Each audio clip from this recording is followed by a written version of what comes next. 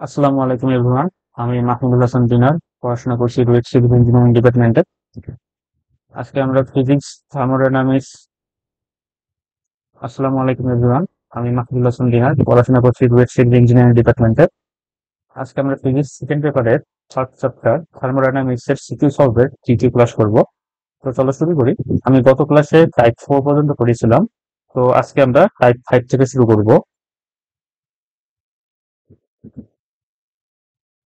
Type 5, তো আমাদের type 5 এর যে টপিকটি আছে সেই টপিকটা হচ্ছে মোলার আপেক্ষিক তাপ।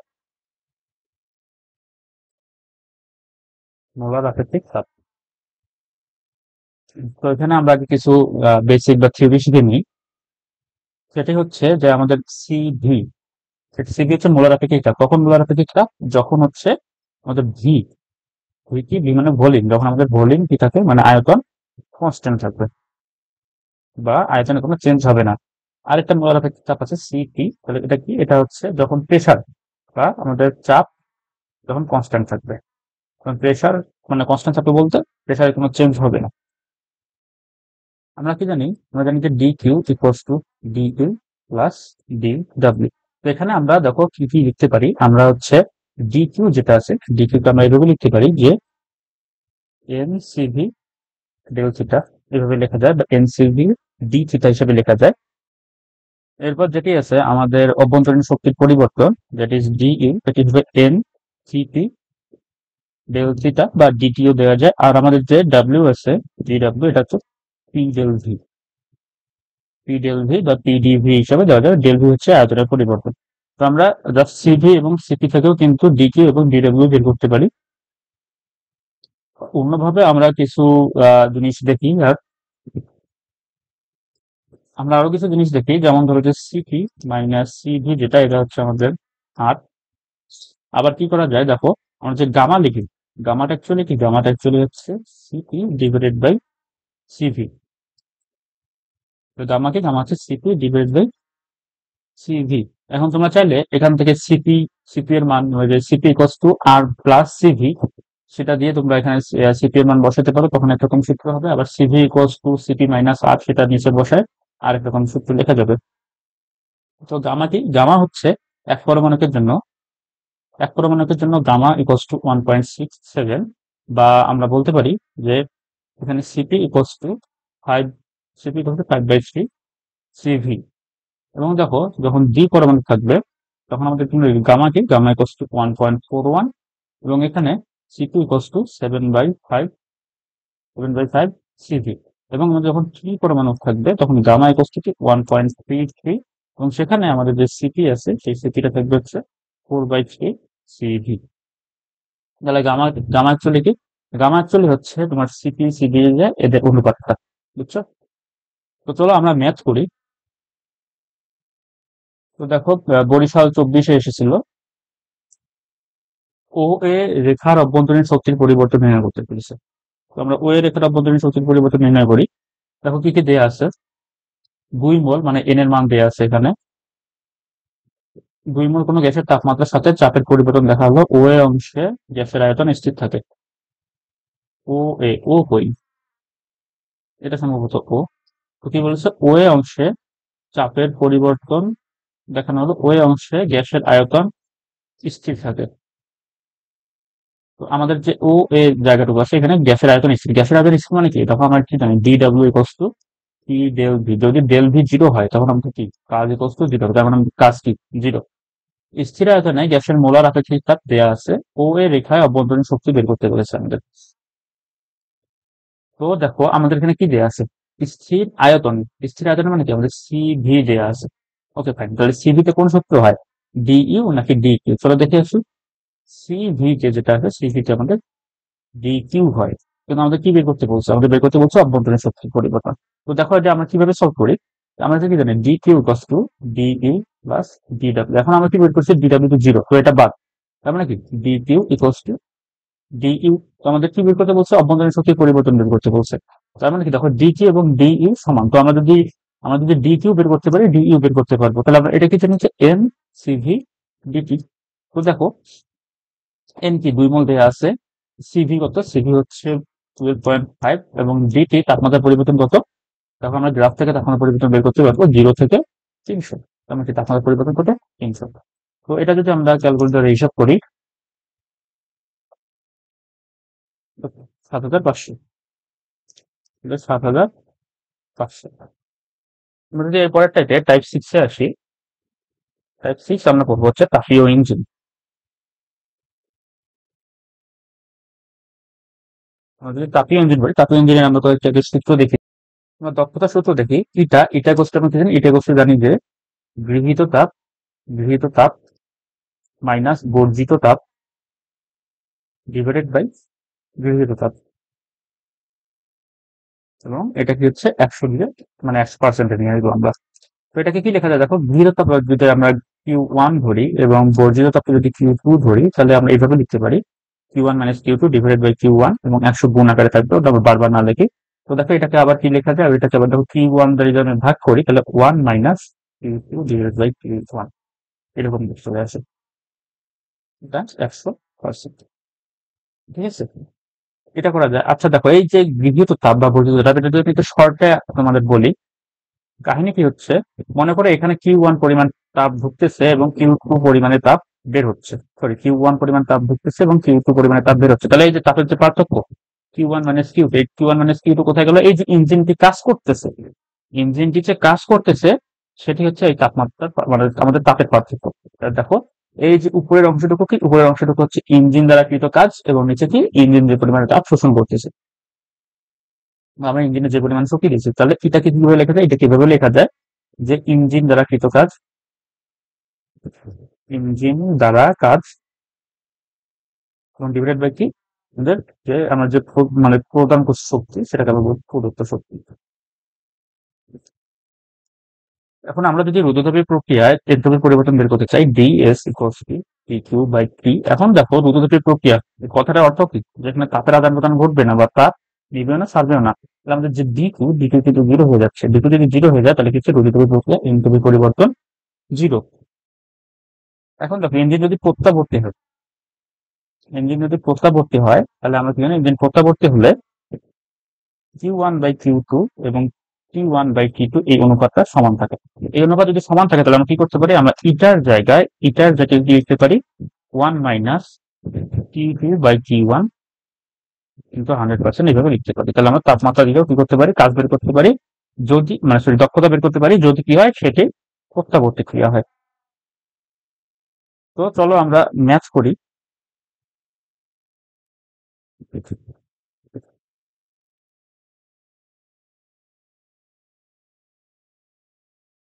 দেখো এখানে কি চেয়েছে, ইঞ্জিনটির দক্ষতা চেয়েছে। ওকে ফাইন, তাহলে দক্ষতার সূত্র আমরা কি জানি, দক্ষতার সূত্র অনেকগুলো জানি। তো এখানে দেখতে পাবে কি কি আছে।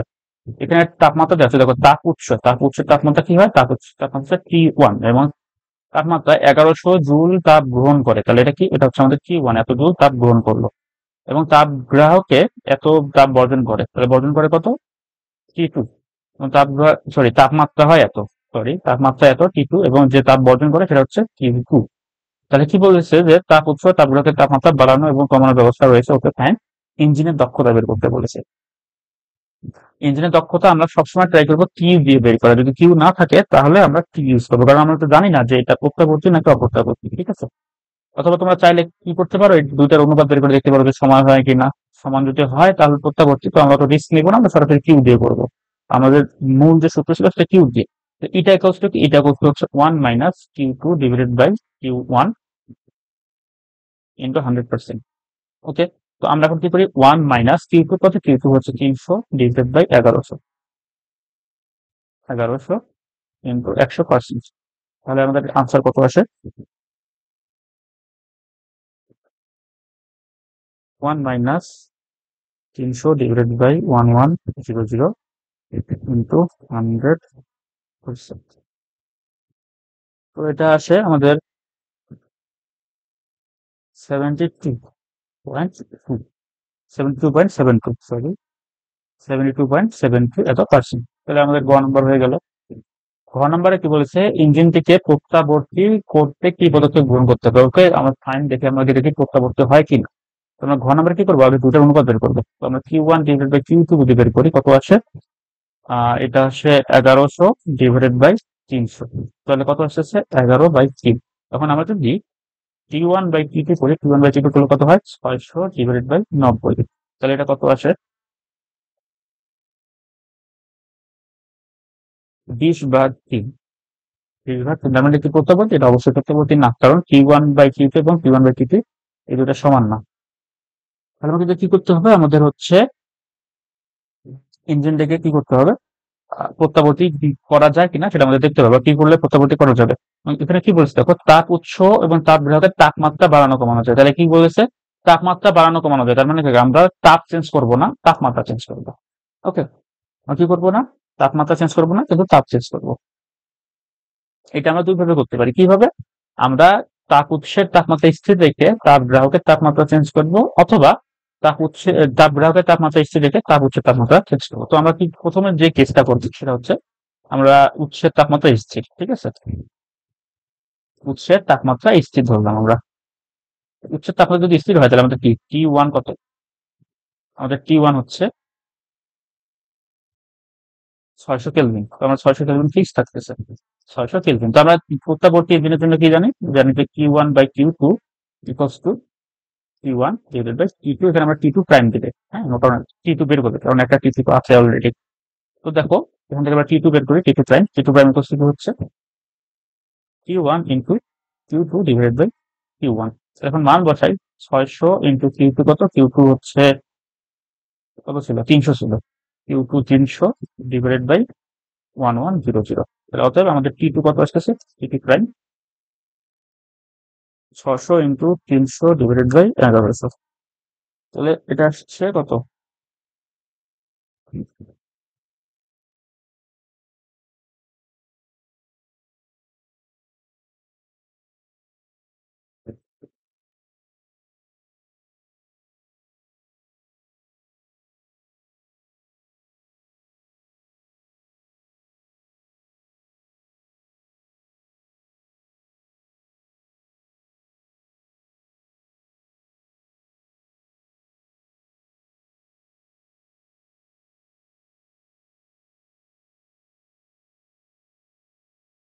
ওয়ান 163.63 এত কেলভিন। ওকে, তো এখন আমরা কি করব, এখন আমরা উৎসের তাপমাত্রা স্থির রেখেছিলাম, এবার করব হচ্ছে আমরা গ্রাহকের তাপমাত্রা স্থির করব। তো দেখো গ্রাহকের তাপমাত্রা স্থির, তো গ্রাহকের তাপমাত্রা স্থির ধরে যদি করি তাহলে আমাদের টি টু আমাদের ফিক্স থাকবে 90 কেলভিন। তাহলে আমরা T1 প্রাইম বের করবো, তাহলে আমরা কি জানি T1/Q2 equals to T1 prime divided by T2। তো এখান থেকে যদি আমরা T1 প্রাইম বের করি, T1 প্রাইম কত হয়, Q1/Q2 ইন্টু T2। তাহলে দেখো আমরা মান বসাই দেই, তাহলে 1100 ডিভাইডেড বাই 300 ইন্টু T2 কত ছিল, T2 ছিল 90। তাহলে এখান থেকে আমরা T1 প্রাইম কত আসে, 1100 into 90 divided by 30। Okay, 330 kelvin আসে, 330 কেলভিন। তাহলে দেখো তো আমাদের প্রথম ক্ষেত্রে কি করতে হচ্ছে, প্রথম ক্ষেত্রে আমাদের T2 এর তাপমাত্রা কতটুকু বৃদ্ধি করতে হচ্ছে এটা আমাদের এখানে বলে দিতে হবে। তাহলে কতটুকু বৃদ্ধি করতে হবে, তাহলে আমাদের ছিল কি আগে 90, তাহলে 163.63 মাইনাস 90। তাহলে কি করতে হচ্ছে দেখো, 73.63 এতটুকু তাপমাত্রা কি করতে হবে, বৃদ্ধি করতে হবে, 63.63 কেলভিন বৃদ্ধি করতে হবে, ঠিক আছে, এতটুকু তাপমাত্রা বৃদ্ধি করতে হবে। আর এখানে দেখো উৎসের ক্ষেত্রে কি হচ্ছে আমাদের, এখানে কি হচ্ছে আমাদের 330 কেলভিন হয়েছে, আমাদের ছিল কত, ছিল হচ্ছে 600 কেলভিন। তাহলে 600 থেকে যদি আমরা 330 বাদ দিই, 600 মাইনাস 330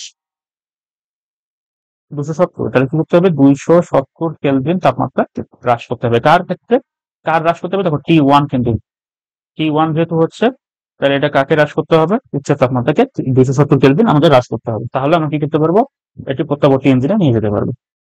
এই প্রশ্নে দেখো কি বলেছে, উৎসের তাপমাত্রা স্থির রেখে ইঞ্জিনটির দক্ষতা 1.5 গুণ করা সম্ভব কি না। তাহলে আগে আমাদের ইঞ্জিনের দক্ষতা আগে কি হয় সেটা বের করে দেখতে হবে। তো দেখো এখানে কি আছে, এখানে এসে এটি প্রত্যাবর্তী বলেই দিচ্ছে, প্রত্যাবর্তী বলে দিচ্ছে, তার মানে কি কিউ বা টি যে কোনো একটা ইউজ করা যাবে। তো আমাদের Q1 দেয়া নাই, T1 T2 দেয়া আছে, তো আমরা T1 T2 দিয়ে আমরা হচ্ছে বের করবো ইঞ্জিনের দক্ষতা, ঠিক আছে। তাহলে টিটা কষ্ট কি জানি, 1 minus T2 divided by T1 কিন্তু 100%। কত হচ্ছে 1 মাইনাস T2 কত, T2 হচ্ছে 200 ডিগ্রি আছে, আমাদের কেলভিনে নেওয়ার দরকার নাই, কারণ না কেলভিন নিতে হবে, সরি। তাহলে 200, 200 প্লাস 273 ডিভাইডেড বাই আমাদের T1 কত, T1 হচ্ছে 500 প্লাস 273, না আমরা কেলভিনে নিয়ে আসলাম, কিন্তু 100%। তাহলে এটা যদি আমরা হিসাব করি, 1 minus 200 plus 273 divided by 500 plus 273,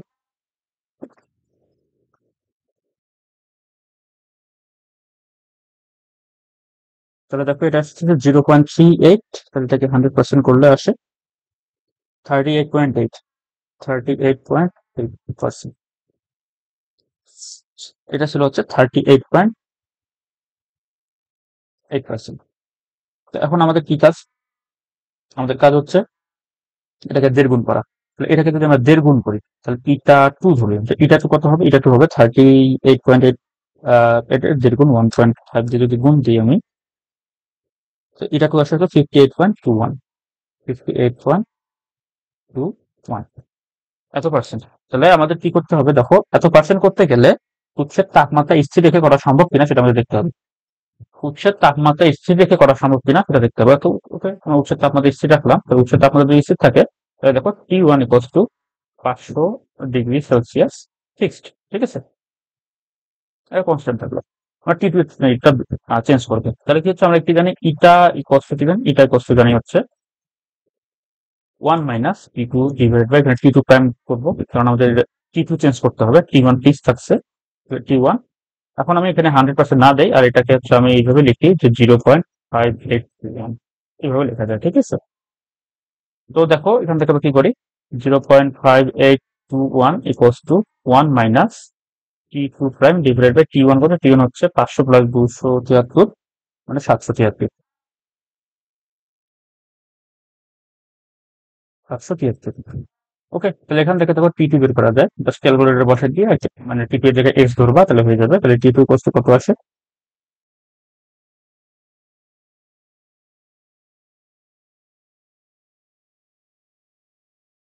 323 এত কেলভিন। 323 কেলভিন যদি হয়, তাহলে কি করতে হবে দেখো, আগে ছিল 200, আগে ছিল 200 সেলসিয়াস, তাই এটাকে আমি সেলসিয়াসে নিয়ে আসি, তাহলে -276 যদি করি, এটা হচ্ছে 50 ডিগ্রি সেলসিয়াস আছে, 50 ডিগ্রি সেলসিয়াস। তাহলে আগে ছিল 200, এখন হচ্ছে 50, তাহলে কি করতে হবে, 150 ডিগ্রি দিতে হবে, 150 ডিগ্রি কমাতে হবে, 150 ডিগ্রি সেলসিয়াস কি করতে হবে, কমাতে হবে। তাহলে কি করতে পারবো, আমরা দেড় গুণ নিয়ে আসতে পারবো।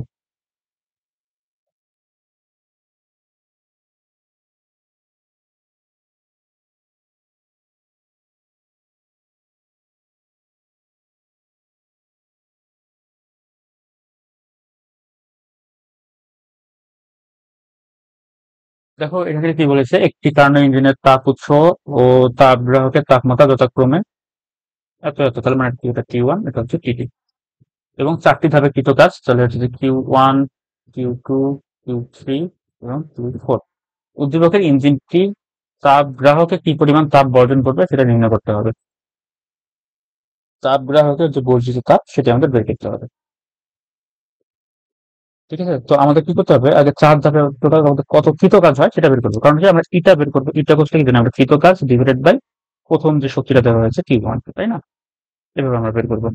কেন এইভাবে বের করবো, কারণ এখানে চারটা ধাপ দিয়ে আছে, চার ধাপে যে আমাদের টোটাল কাজ, এই কাজটাই হবে কি আমাদের কৃত কাজ, বুঝছো। তা দেখো আমরা যদি একটু কার্নো ইঞ্জিন আঁকাই, খেয়াল করো কি হবে, এই জায়গাটাতে আছে কত, W1, এখানে W2, এই জায়গাটাতে কি করতে হবে, আপনার -W3 দিতে হবে। কেন, দেখো এখানে কি হচ্ছে, আমাদের এখান থেকে আয়তন বেশি ছিল, এখানে আয়তন কমে যাচ্ছে, তাহলে কি আয়তন বেশি থেকে কমের দিকে যেহেতু যাচ্ছে, তাহলে কি মাইনাস। আবার এখানে কি হচ্ছে, দেখো রুদ্রতাপীয়, এখানে কি সমষ্ণ প্রসারণ, প্রসারণ মানে কি পজিটিভ কাজ, এখানে দেখো রুদ্রতাপীয় প্রসারণ মানে পজিটিভ কাজ। তারপর কি সমষ্ণ সংকোচন, সংকোচন মানে নেগেটিভ কাজ, রুদ্রতাপীয় সংকোচন মানে নেগেটিভ কাজ, এখানে W4। তাহলে আমাদের টোটাল কাজ W যদি হিসাব করি আমরা, W1 plus W2 minus W3 minus W4, এইভাবে যদি আমরা কাউন্ট করি, তাহলে কি হচ্ছে দেখো, প্রথমে কত আমরা দিয়েছি, প্রথমে দিয়েছি 1015, 1015 প্লাস 1070 মাইনাস 480 মাইনাস 230, সরি,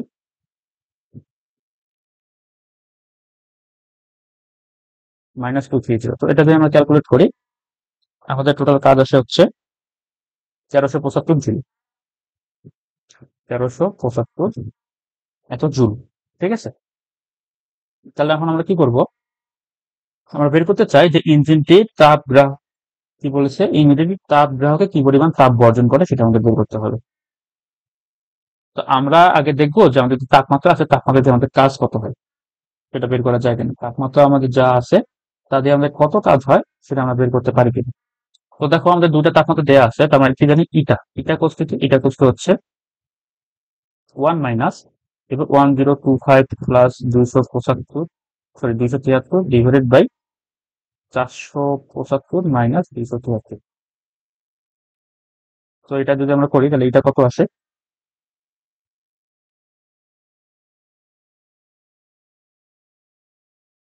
0.0.4237। ঠিক আছে, এটা হচ্ছে আমাদের কি দক্ষতাটা চলে আসে। এখন আমরা দেখবো এই দক্ষতা থেকে আমরা হচ্ছে ডাব্লিউ বের করতে পারি কিনা। এখন দেখো আমরা কি করবো, আমরা জানি কি eta equals to W divided by Q1। W divided by Q1 কারণ আমি দেখো শুরুতেই বলেছি যে আমাদের উপরে কি থাকবে, উপরে থাকবে হচ্ছে ইঞ্জিন দ্বারা কৃত কাজ। তাহলে ইঞ্জিন দ্বারা কৃত কাজ কি, ইঞ্জিন দ্বারা কৃত কাজ হচ্ছে তাপ দ্বয়ের পার্থক্য। ঠিক আছে, তাহলে ইঞ্জিন কতটুকু কাজ করেছে, দেখো ইঞ্জিন কাজ করেছে হচ্ছে 1375। এখান থেকে আমরা মূলত কি পাবো, এখান থেকে আমরা Q1 পেয়ে যাবো। এবার দেখো Q1 কত আসছে, Q1 equals to W by eta. তাহলে ডাব্লিউ কত ছিল, ডাব্লিউ ছিল হচ্ছে 1375 ডিভাইডেড বাই আমাদের ইটা। ইটা কত, ইটা হচ্ছে 0.4237। 0.4337। তাহলে আমাদের Q1 কত আসে, 1375 ডিভাইডেড বাই 0.4237, 3245। 3245.23 এত জুল। ঠিক আছে, এখন এখান থেকে আমরা Q1, এখান থেকে আমরা কি করবো, এখান থেকে আমাদের কাজ হচ্ছে Q2 বের করা। ঠিক আছে, তারপর দেখো আমরা এখান থেকে Q2 বের করবো। আমরা কি জানি, W equals to Q1 minus Q2। দেন আমরা Q1 জানি, জাস্ট Q2 বের করবো। তাহলে Q2 ইকুয়ালস টু কি হচ্ছে, Q1 মাইনাস W। এবার দেখো Q1 কত, Q1 হচ্ছে 3245.22 মাইনাস হচ্ছে 1375। 1375 এটা যদি আমরা হিসাব করি, মাইনাস 113, তাহলে আসে 1870, 1870.33 এত জুল। তাহলে কি করলাম আমরা, আমরা হচ্ছে Q2 বা উদ্দীপকের তাপ ইঞ্জিনটি তাপ গ্রাহকে কি পরিমাণ তাপ হবে সেটা আমরা বের করলাম। ঘর নাম্বারে কি বলেছে দেখো, উদ্দীপকের কার্নো ইঞ্জিনের উচ্ছেদ তাপমাত্রা 48 ডিগ্রি বৃদ্ধি করলে দক্ষতার পরিবর্তন এবং তাপ গ্রাহকের তাপমাত্রা 800 ডিগ্রি হ্রাস করলে দক্ষতার পরিবর্তন একই হবে কিনা সেটা বের করতে হবে। তোমরা কি করবো, উদ্দীপকের কার্নো ইঞ্জিনটি উৎসের তাপমাত্রা 48 বৃদ্ধি করে, যেমন উৎসের তাপমাত্রা যদি 48 বৃদ্ধি করি তাহলে হচ্ছে তাপ গ্রাহকের তাপমাত্রাকে আমরা আনচেঞ্জ ধরে নিই।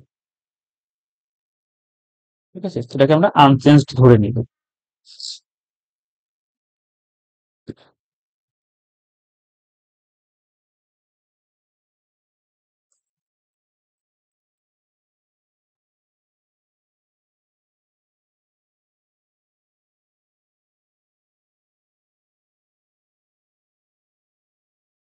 তো আমাদের প্রথমবার কি বলেছে যে উৎসের তাপমাত্রা, তার মানে আমাদের যে T1 প্রাইম, T1 প্রাইম এটা ইকুয়ালস টু কি, এটা ইকুয়ালস হচ্ছে T1 প্লাস 48 ডিগ্রি সেলসিয়াস। ওকে, তো আমাদের T1 কত ছিল, T1 ছিল হচ্ছে 1025 প্লাস 48, এবং এর সাথে আমরা কি করবো, 273 যোগ করবো। তাহলে এর সাথে যদি 273 যোগ করে আমাদের টোটাল তাপমাত্রা আসছে হচ্ছে 1346, 1346 কেলভিন। টি টু কে আমরা কিন্তু কি ফিক্স রাখবো বা আনচেঞ্জড। তাহলে T2 কত হচ্ছে 475 প্লাস 273, এটা কষ্ট কত আসে, 748, 748।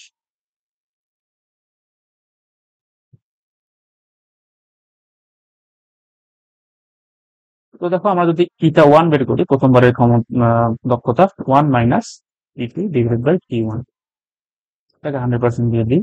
তো কস কি, 1 মাইনাস T2 কত, T2 হচ্ছে 748 ডিভাইড বাই 1346 ইন্টু 100%, এর কষ্ট কত, দেখো 1 মাইনাস 748 ডিভাইডেড বাই 1346 ইন্টু 100। এটা হচ্ছে 44.4, 44.4 এত পার্সেন্ট। এরপরে কি বলেছে, এরপরে বলেছে হচ্ছে তাপগ্রাহকের তাপমাত্রা 48 ডিগ্রি হ্রাস করতে হবে। তো আমরা তাপগ্রাহকের তাপমাত্রা 48 ডিগ্রি যদি হ্রাস করি, তাহলে T2 প্রাইম আমাদের যেটা, T2 প্রাইম এটা কি, এটা হচ্ছে আমাদের আগে কত ছিল, আগে ছিল হচ্ছে 475 ডিগ্রি সেলসিয়াস। এটা আমরা 48 ডিগ্রি হ্রাস করলাম, প্লাস 273 করবো। প্লাস 273 এর জন্য ওদের সেলসিয়াস থেকে কেলভিনে নেওয়ার জন্য। তাহলে এই যে এই তাপমাত্রা আমাদের কত আসে, এই T2 আসে আমাদের 700 কেলভিন। 700 কেলভিন, এবং T1 কত থাকবে, T1 কিন্তু আনচেঞ্জ থাকবে এবার। তাহলে 1025 প্লাস 273 ছিল, এটা কত হয়, 1298 কেলভিন। তাহলে এখন যদি আমরা এটা টু বের করি, এটা কি হচ্ছে, দেখো 1 - T2 prime divided by prime ছিল, হ্যাঁ, T2 prime divided by T1 কিন্তু 100%। এটাকে লেখা যায় 1 - 700 ডিভাইডেড বাই 1298 ইন্টু 100%। এটা যদি হিসাব করি আমরা, এটা কত আসে, 1 - 700 ডিভাইডেড বাই 1298 ইন্টু 100, এটা আসে 46.07%। কি আছে, 46.07%। প্রশ্নে কি চেয়েছে দেখো, যে এদের দক্ষতা পরিবর্তন একই হবে কিনা। তাহলে প্রথমবার আমাদের দক্ষতা পরিবর্তন কত আসে, প্রথমবার আমাদের দেখো এখানে দক্ষতা পরিবর্তন যদি আমরা হিসাব করি, আগে ছিল আমাদের দক্ষতা কত, দক্ষতা ছিল হচ্ছে ওই গেল 0.4235, তাই না। 0.4235 মানে কত, মানে হচ্ছে 42.237 ছিল। তো এখান থেকে আমাদের আমাদের পেয়েছি কত, আমরা পেয়েছি হচ্ছে 44। তাহলে -44 যদি করি, 44.4 করি, তাহলে কত আসে, এটি হচ্ছে 2.16, এত পার্সেন্ট কি হবে, এত পার্সেন্ট পরিবর্তন করতে হবে। পরিবর্তন করতে হবে মানে কি, আমাদের বাড়াতে হবে, সরি, এত পার্সেন্ট কি হয়েছে, বৃদ্ধি পেয়েছে, এত পার্সেন্ট বৃদ্ধি পেয়েছে। আবার যদি দ্বিতীয়টাতে আসি, আমাদের আগের তাপমাত্রা, আমার মানে আমাদের আগের দক্ষতা কত ছিল, 42.37, এখন তাপমাত্রা হচ্ছে 46.06। তো আমরা যদি 46.06 দিই, তাহলে কত হয়, তাহলে 3.83, সরি 3.82, এত পার্সেন্ট কি হবে, এত পার্সেন্ট বৃদ্ধি পেয়েছে। তো আমরা আমাদের লাস্ট টাইপটি দেখি, দ্যাট ইজ টাইপ 7, এন্ট্রপি। এই টাইপ থেকে প্রত্যেকটা বোর্ডে প্রশ্ন আসবে, আশা করা যায় ইনশাল্লাহ। হ্যাঁ, এন্ট্রপি থেকে প্রত্যেকটা বোর্ডেই আসে প্রশ্ন। এন্ট্রপি থেকে আর কাজ দক্ষতা এই অংশটা থেকে একটু বেশি আসে, আর সমষ্ণ রুদ্রতাপীয় যে অংশটি আছে সেই অংশ থেকে একটু আসে। ঠিক আছে, তো আমরা এখানে দেখি যে এন্ট্রপির পরিবর্তন কি, DS equals to DQ divided by T. ঠিক আছে, এটা একক কি, তাহলে দেখো উপরে, উপরে কি জুল, নিচে কেলভিন, তার মানে কি জুল আর কেলভিন। বরফ গলার জন্য যদি আমরা এন্ট্রপি পরিবর্তন বের করতে চাই, তাহলে কি DS equals to M L F divided by T. M L F divided by T, তাহলে এখানে কি, এম হচ্ছে বরফের ভর, আর এল এফ হচ্ছে কি, বরফ গলনের সূত্রতাপ, এবং টি কি তাপমাত্রা। তাপমাত্রা তো তোমরা জানো 0 ডিগ্রি সেলসিয়াস বা 273 কেলভিন। বা আমরা যদি এটা কি ভেপরের জন্য বের করতে চাই, মানে বাষ্পায়নের জন্য, তাহলে কি DS equals to M L V divided by T. T তো তোমরা জানো। এখন দেখো আমরা যেটা করবো, সেটা যদি দেখো তাপমাত্রারও যদি চেঞ্জ হয়, এখানে দেখো তাপমাত্রা কিন্তু স্থির, তাপমাত্রা স্থির। তাপমাত্রা যদি চেঞ্জ হয়, তাপমাত্রা যদি চেঞ্জ হয় আমাদের তাপের সাথে সাথে, তাহলে আমরা কি করবো, তাহলে আমাদের যে ডিএস যেটি, সেটা হচ্ছে M S ln T three divide by T one, এইভাবে নিয়ে কাজ করবে। আর এখানে একটা কথা, এনট্রপির পরিবর্তন শুধুমাত্র সমষ্ণ প্রক্রিয়ার জন্য হবে। রুদ্রতাপীয় প্রক্রিয়া কি হবে, রুদ্রতাপীয় রুদ্রতাপীয় প্রক্রিয়ায় এনট্রপির পরিবর্তন জিরো। কেন জিরো, কারণ হচ্ছে রুদ্রতাপীয় প্রক্রিয়া আমাদের তাপমাত্রার, তাপের কোনো পরিবর্তন হয় না। রুদ্রতাপীয় প্রক্রিয়া তাপের কোনো আদান প্রদান করে না। আমরা ডিএস ইকুয়ালস টু জানি কি, ডিকিউ ডিভাইডেড বাই টি। এখন দেখো আমাদের যদি ডিকিউ জিরো হয়ে যায়, পুরো টার্মটা কি জিরো হয়ে যাচ্ছে, তার মানে রুদ্রতাপীয় প্রক্রিয়া তাপের কোনো আদান প্রদান হবে না, অর্থাৎ আমাদের এনট্রপির কোনো পরিবর্তন হবে না। প্রশ্নটা এনট্রপি বের করতে বলেছে, তো এখানে আমাদের কিউ ওয়ান দেওয়া আছে, এখন আমাদের কিউ ওয়ানটা বের করতে হবে। তো কিউ ওয়ান কিভাবে বের করবো, এখানে বলা আছে যে প্রত্যাগামী ইঞ্জিন, তার মানে কি হবে, এটা Q one by Q two equals to Q one by Q two. তাহলে দেখো আমরা টি ওয়ান টি টু জানি, জাস্ট কিউ ওয়ান বের করতে হবে। তো আমরা মান বসাই দিই। দেখো টি ওয়ান কত, টি ওয়ান হচ্ছে তোমার 500 প্লাস 273, তাহলে কত হয়? 773 ডিভাইডেড বাই এটা কত? 200 প্লাস 273 মানে কত হয়? 473 কেলভিন। 473 কেলভিন এবং Q1 আমরা বের করবো। Q2 কত? Q2 হচ্ছে 600 জুল, তাই না? এখান থেকে আমরা Q2 পাবো। তাহলে Q2 কত? Q2 হচ্ছে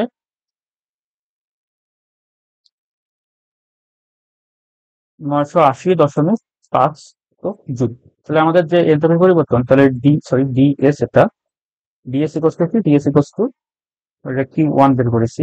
তো Q1 ডিভাইডেড বাই Q1 সেই ইকুয়ালস টু কত হচ্ছে?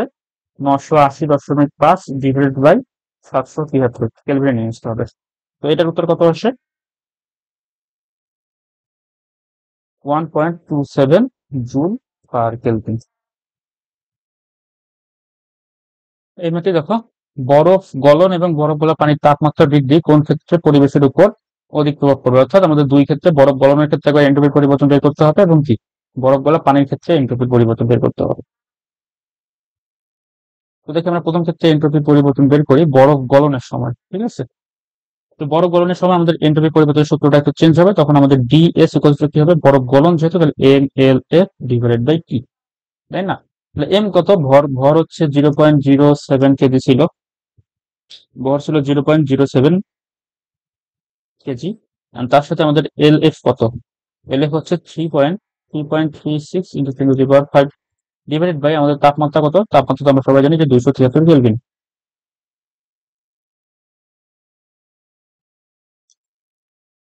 তাহলে আমাদের কত আসতেছে? আমরা ডিএস ওয়ান ধরি এটাকে,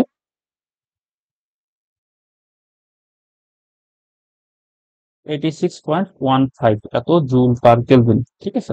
এখন আমরা কি করবো? আমরা তাপমাত্রা বৃদ্ধির ক্ষেত্রে একটু যদি চিন্তা করি, তো দেখা যাক আমাদের কি বলেছি। দেখো, তাপমাত্রা হচ্ছে, পানির তাপমাত্রা 5 ডিগ্রিতে উন্নীত হলো।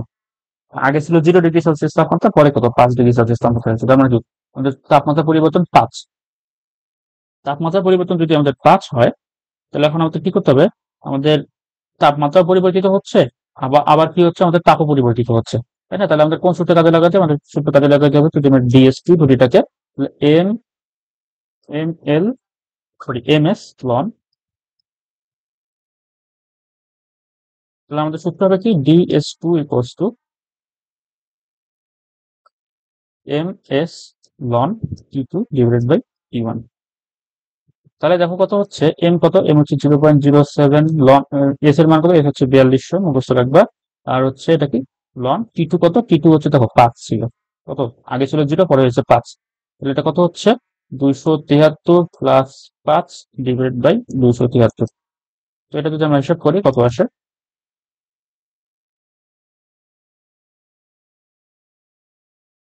5.3 জুল পার কেলভিন। তাহলে দেখো, এইটা বেশি এবং এইটা কম, তার মানে পরিবেশে কার প্রভাব বেশি? পরিবেশে অবশ্যই আমাদের বরফ গলনের ক্ষেত্রে অধিক প্রভাব পড়বে।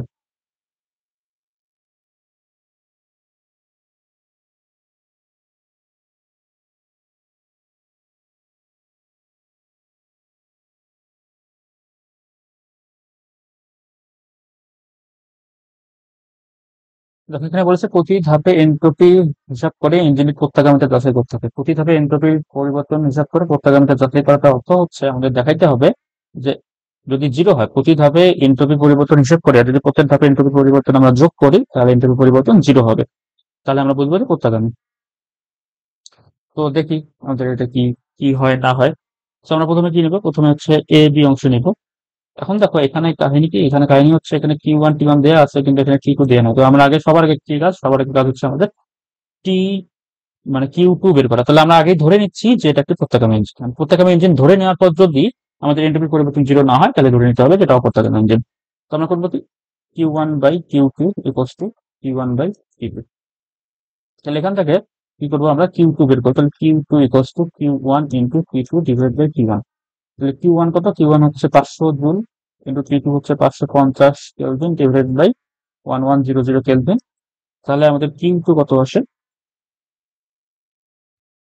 250 জুল। ওকে, তো আমরা এখন Q1 Q2 পেয়ে গেছি। এখন আমরা জাস্ট প্রত্যেক ধাপে এন্ট্রপি পরিবর্তন হিসাব করবো। আর এখান থেকে আমরা আগেই বলতে পারি যে এই যে BC এবং AD, এখানে এন্ট্রপি পরিবর্তন 0 হবে। কেন? কারণ এটা দ্রুততাপ প্রক্রিয়া। তো আমাদের 4টা বের করতে হচ্ছে না, আমাদের জাস্ট 2টা বের করতে হচ্ছে।